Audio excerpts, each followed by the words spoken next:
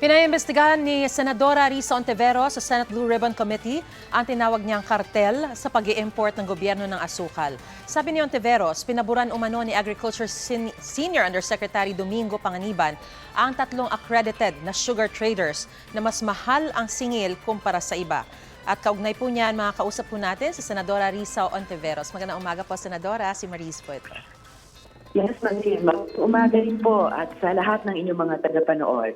Una po sa lahat, sa inyo po bang computation, gaano kalaki ang tubo ng tatlong trader ng asukal na pinaboran umano ni Yusek Panganiban at paano ninyo nasabi na ito po ay isang kartel? Nako, yung sa computation, tubong lugaw talaga ang lumalabas, Marisa.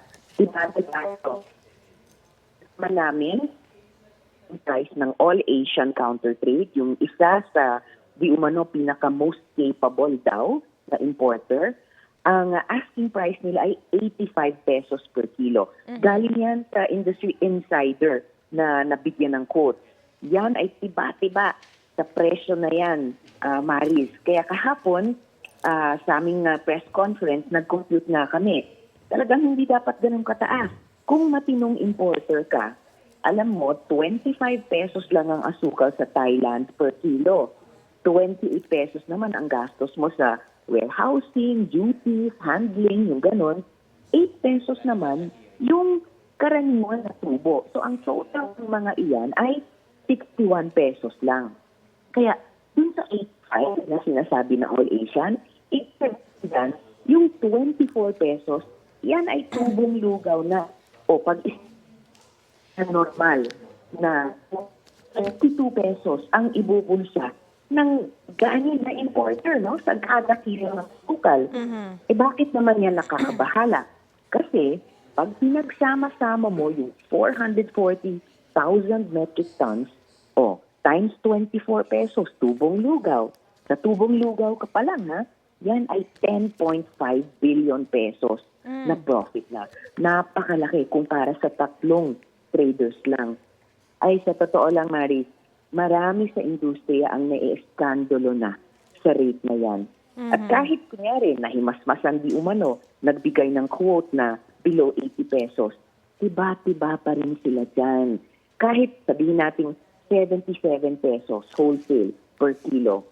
So 25 lang nga yung asukal sa Thailand per kilo plus 28 na gastos mo sa logistics at 8 pesos naman normal na tubo. Eh kahit sa 77 pesos wholesale per kilo, 16 pesos ay tubong lugaw pa rin. At yung 16 pesos na yan, multiplied nga by 440,000 metric tons, 7 billion pesos pa rin ang kanilang tubong lugaw. Para kang tumama sa loto araw-araw, iba-iba talaga. Alright. So, Senadora, tama po, no? Yung may binabanggit kayo na walang napupunta rito sa ating National Treasury o sa pamahalaan. Yes. Lahat ito talagang sila lang ang nakikinabang? Sila lang talaga. Kasi kung maayos na importasyon yan, may bahagi talaga ng kita na napupunta sa National Treasury. And in fact, yung napupunta sa National Treasury ay dapat gagamitin para sa pagpapaunlad ng sugar industry. Pero ito talaga, papunta hindi sa National Treasury, kundi sa kanilang mga bulsa lamang. Alright, Senadora, may impormasyon po ba kayo kung lahat ng mga ito, yung mga bidding and all, ay nalalaman pa ba ng Pangulo o binibigyan na niya ng, kumbaga hand, yung mga undersecretaries niya para i-implement na lamang ito na kahit na hindi niya nalalaman? Well, yun yung isang gusto kong itanong.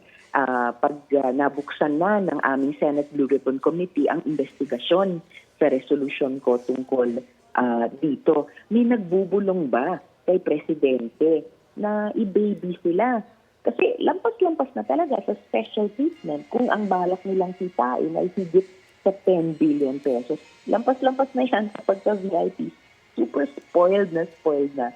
Eh sa sobrang spoiled na yan, baka ma-empacho sila sa asukal. Tapos mula pa sa simula nitong sugar smuggling issue, bukang bibig ni DA Senior Yusek Panganiban, hindi lamang ang ES, pati mismo ang Presidente. Kesyo daw fully informed ang Presidente tungkol dito. Bukod pa sa pagbukang bibig ni Yusek Panganiban kay ES, kesyo daw may naunang memo si ES na tinuring na ni Yusek Panganiban bilang sugar order na.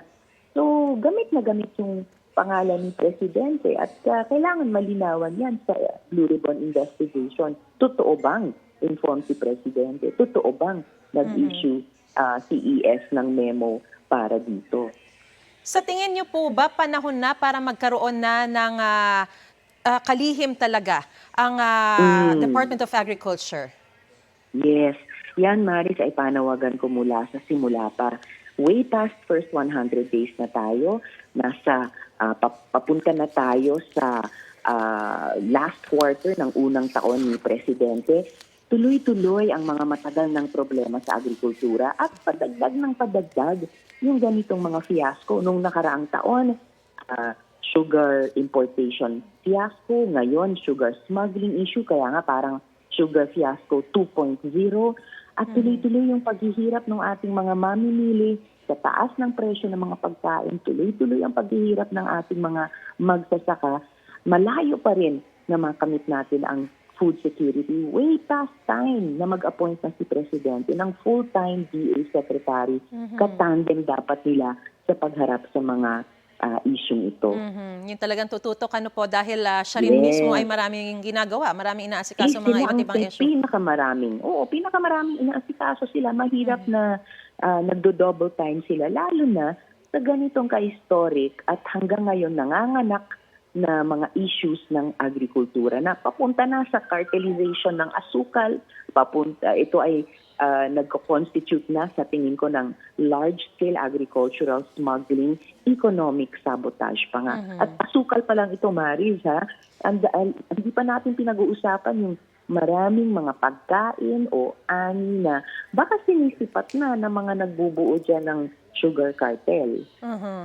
Alright. Maraming salamat po sa inyo pong paliwanag at sa inyo pong panahon, Senadora Risa Ontiveros.